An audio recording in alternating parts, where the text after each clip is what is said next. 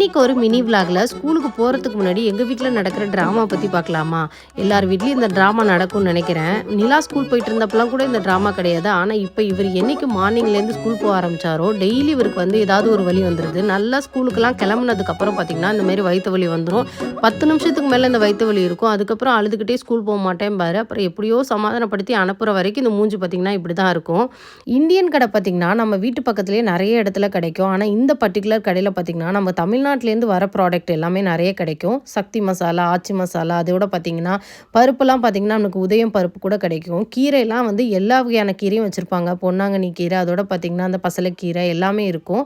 அதனால இந்த கடைக்கு வந்து ஒரு மாதத்தில் ஒரு டைமாவது வந்து விசிட் பண்ணிடுறது. ஏன்னா மெயினாக நான் எதுக்கு வருவேன் அப்படின்னு பார்த்திங்கன்னா இந்த உதயம் பருப்பு வாங்குறதுக்காக வருவேன். இட்லிக்கு வந்து நான் அதுதான் யூஸ் பண்ணிகிட்ருக்கேன். அது 5 கிலோ வச்சுருப்பாங்க, இல்லைனா 2 கிலோ இருக்கும். இன்றைக்கி பார்த்திங்கன்னா 5 கிலோ தான் இருந்துச்சு. உங்களுக்கும் இந்த கடையோட அட்ரஸ் வேணும்னா கண்டிப்பாக கமெண்ட் பண்ணுங்கள். வீடியோ பிடிச்சிருந்தா லைக் பண்ணுங்கள்.